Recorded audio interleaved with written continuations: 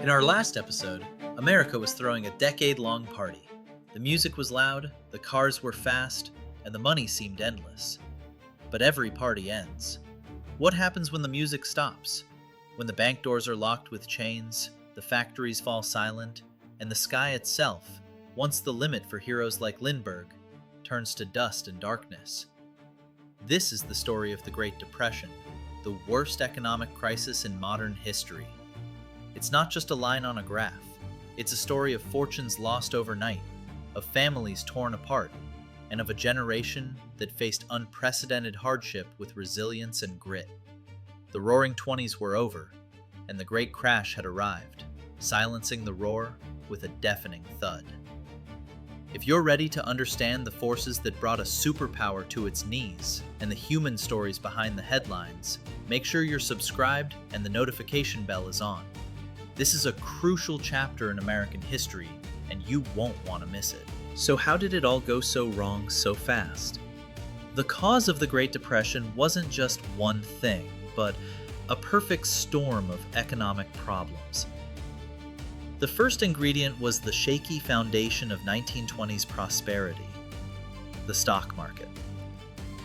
Throughout the 20s, the stock market seemed like a one-way ticket to riches. People were caught up in a frenzy of speculation. It wasn't about investing in a company's long-term health. It was about buying a stock today, hoping to sell it for more tomorrow. This created a massive stock market bubble. Fueling this bubble was the dangerous practice of buying on margin. Imagine wanting to buy a $100 stock.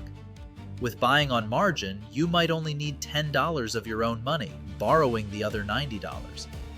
As long as the stock price went up, it was a fantastic deal.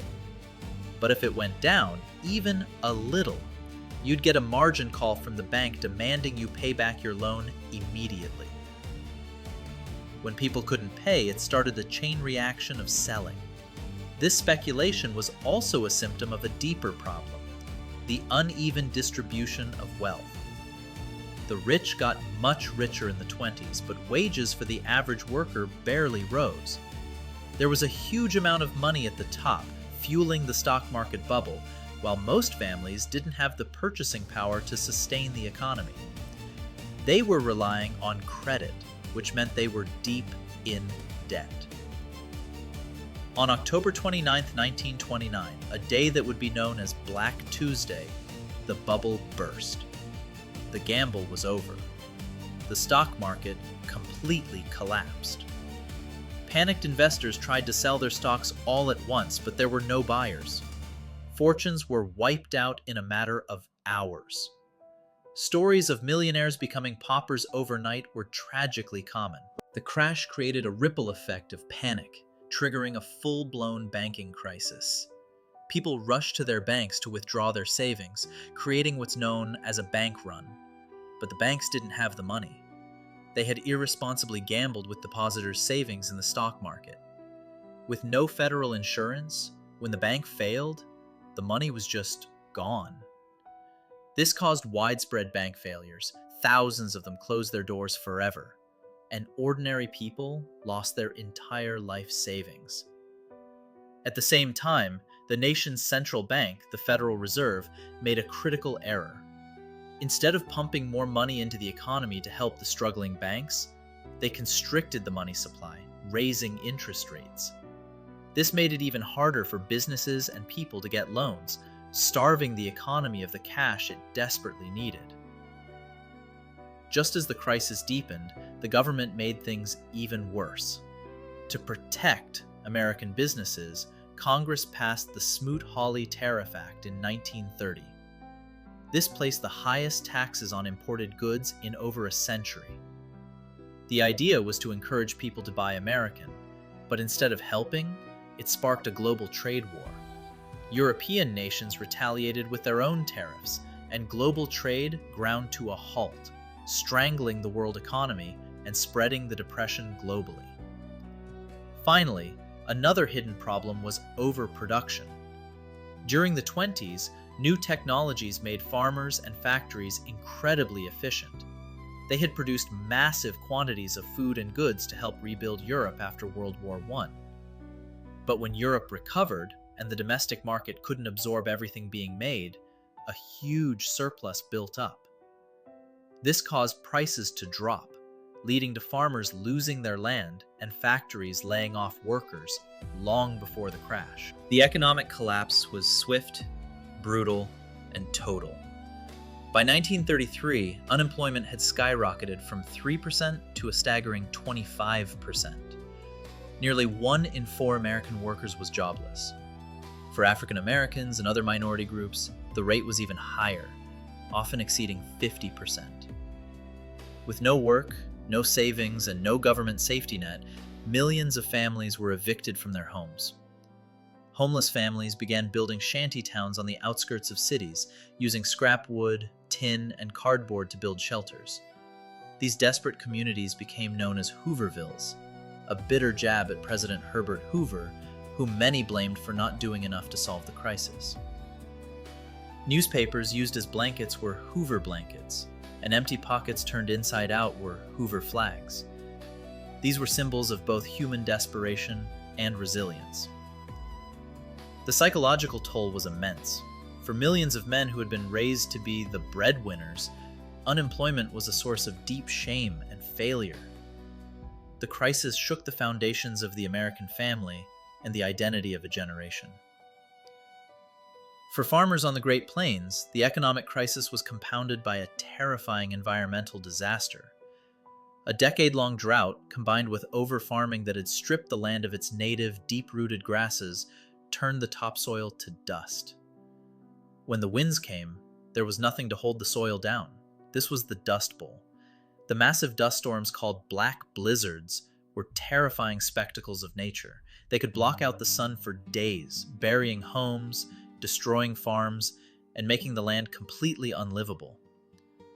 The dust was so fine it seeped into every crack of the houses, causing a deadly respiratory illness known as dust pneumonia. Hundreds of thousands of desperate farming families, nicknamed Okies, though they came from many states, not just Oklahoma, were forced to abandon their land. They packed their meager belongings onto jalopies and migrated west, mostly to California, following rumors of work. They were often met not with opportunity, but with hostility from locals who saw them as competition for the few available jobs. In the summer of 1932, the desperation boiled over in the nation's capital. A group of 17,000 World War I veterans, known as the Bonus Army, marched on Washington, D.C. They were demanding early payment of a bonus that was promised to them for their service. When Congress refused, they set up a massive Hooverville near the Capitol. President Hoover, fearing a riot, ordered the army to disperse them. Led by future World War II generals Douglas MacArthur and Dwight D. Eisenhower, the army used tear gas and burned the veterans' shacks to the ground. The image of the U.S. Army attacking its own veterans was a public relations disaster and cemented Hoover's image as a heartless leader.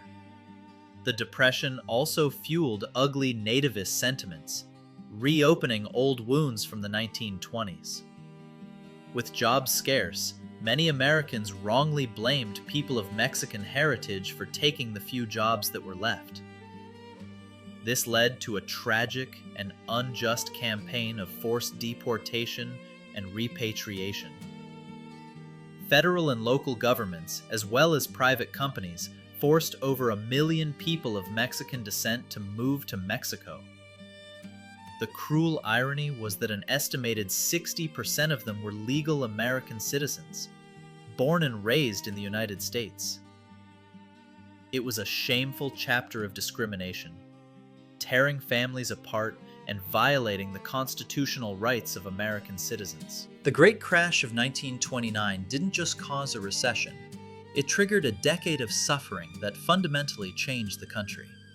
It was a time of breadlines, dust storms, and profound despair. The core American belief in rugged individualism, the idea that anyone could succeed on their own, was shattered against the hard reality of a collapsed economy. But out of this desperation, a new idea began to form. Perhaps the government wasn't meant to just stand by. Perhaps it had a responsibility to help its citizens in a time of crisis. The nation was looking for a leader, for new ideas, and for hope. They were ready for a government that would take bold, direct action to fight the Depression. So what happens next?